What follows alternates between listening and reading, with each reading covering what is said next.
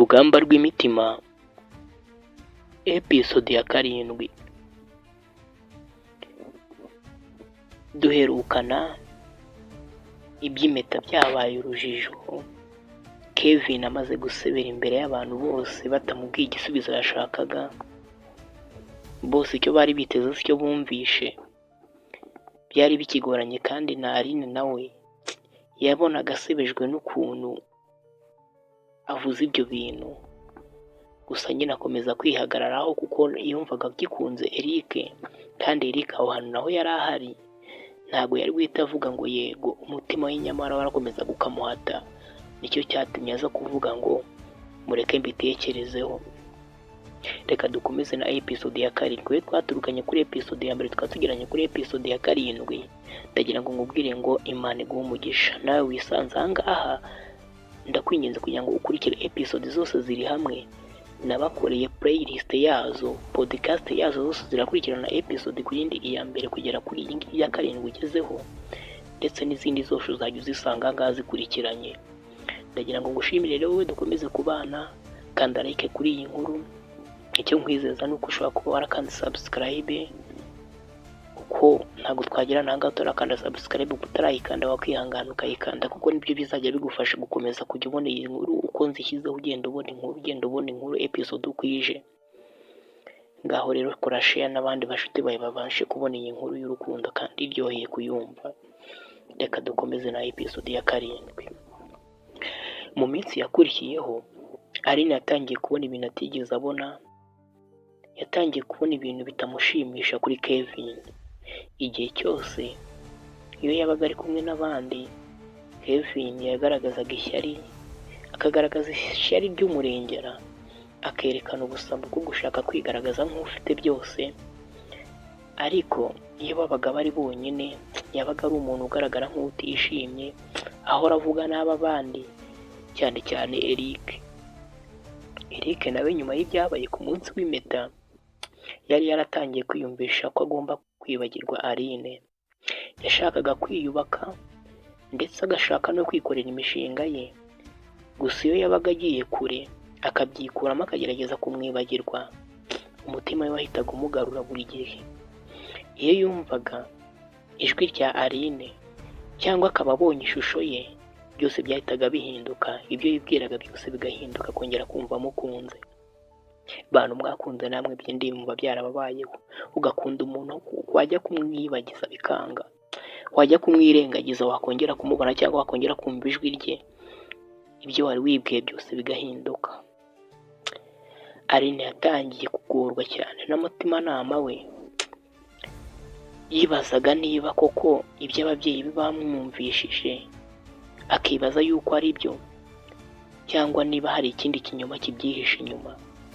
Ababyeyi be baramuhatiraga bakabimwumvisha ku ngufu, ariko icyo gihe yatangiye kurwoga cyane n'amarangamutima yiwe. Umunsi umwe mu gihe yari yagiye gusura Kevin, yinjiye mu cyumba cye. Kevin yari asigaye adahari, yagiye hanze gato atari mu cyumba cye. Ibintu noneho Aline yabonye byaramutunguye.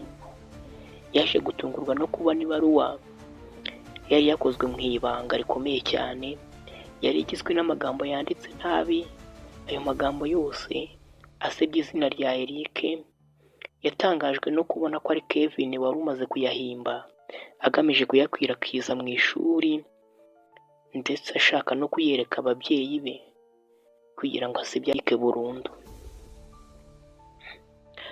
Aline mu mutima we yumva atangiye kugurumana, yumva umuriro utangiye kwaka mu mutima we, amarira kuzura mu maso, guhangayika hagati y'urukundo rwe nyakuri ndetse na gahunda y'umuryango. Yibazaga guhitamo hagati y'urukundo rwe, yibazaga kuyoborwa n'umutima we, yibazaga se ayoborwe n'umuryango cyangwa ayoborwe n'umutimanama we n'amarangamutima yiwe. Eric nawe kurwana n'amarangamutima yo gukunda umuntu ariko akumva ari kujya amutakaza, gucika intege ariko umutima ukongera ukamugarura, nibyo byaba biri kumuranga muri iyo minsi. Yacikaga intege akabivamo, ariko yakongera kubona Aline cyangwa kumva ijwi rye, byose bigahita bitangira bushya. Kevin nawe ishyari rikomeye guhora arota gutsinda no gusenya izina rya Eric nibyo bintu nawe byari bimaze kumuranga, bimaze kumuganza, akumva yuko ikimushishikaje ari ugusenya, agukora igishoboka cyose agasenya Eric burundu nk'uko yabyiyemeje muri episode zatambutse. Ku bantu babyumvishe, yari yarabirahiye, yaranabihigiye ko azakora igishoboka cyose kugira ngo amusebye. Ubwo Aline yafashe iyo baruwa ayishyira mu gikapu cye mu ishakoshi ye, za shakoshi abakobwa mugendana murazizi. Gusa umutima we utangira gutera cyane, mu maso he huzura amaganya n'uburakari, maze yiyemeza gukora ikintu atigeze yibwira ko azigera akora. Yibwira ko agiye guhagarara imbere y'ukuri nubwo byamugiraho ingaruka zikomeye. Ndagushimiye wowe tugejeje ku musozo w'iyi episode ya 7 turayishoje. Gusa wowe ugejeje kuri uyu munota ukikurikiye iyi nkuru, ndagushimiye cyane. Ndagushimiye mwindika kugira ngo niba utakanze like, kanda kuri like aho hasi rwose hejuru y'ahantu handitse comment urahabona utuntu, kanda like nurangiza utambike hirya. Niba utarakanze subscribe, kande subscribe, nurangiza urebe hasi ari comment uvuge ngo duhe episode ya 8. Episode ya 8 ndi kuyitegura, nayo igiye kubageraho bidatinze. Wowe andika ngo episode ya 8 turayikeneye, ubundi irahita ikugeraho bidatinze. Ubundi nkubwira ngo 11:15 nibwo nshyiraho video nshyashya kuri iyi channel. Ujye uba uhari 11:15 uba utegereje uvuga ngo ndaje ndebe inkuru iraje yindi.